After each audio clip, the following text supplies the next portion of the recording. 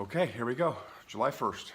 A couple things happened today in presidential history. One, in 1898, during the Spanish-American War, this is the day that Teddy Roosevelt and the Rough Riders charged San Juan Hill, bringing Teddy Roosevelt to international prominence and putting him on the ticket for the 1900 election with McKinley. The other thing that happened today was in 1916, Eisenhower married his wife Mamie. But the main thing I want to talk to you about today is that in 1893, during one of the worst financial crises the country's ever seen, Grover Cleveland found out that he had oral cancer. Not wanting to spook the markets anymore, he didn't tell anybody. So he kept it a secret, and when Congress left for the summer break, he snuck off on a train out of DC, got on a boat, a yacht that one of his buddies owned, and they went out to sea.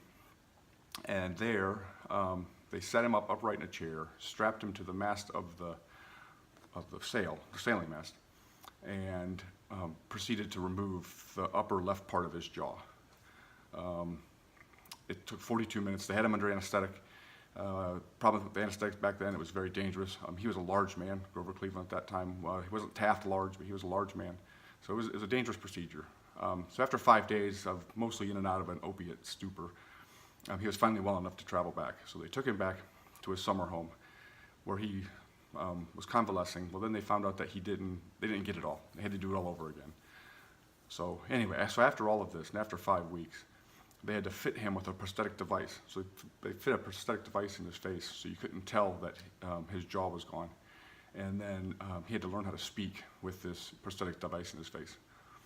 So it took about 5 weeks. So after that, he returned back to Washington, D.C. to work. Nobody was the wiser, never told anybody. It wasn't until 25 years later that the story came out, and that was 10 years after his death. So there you go. I'll see you tomorrow.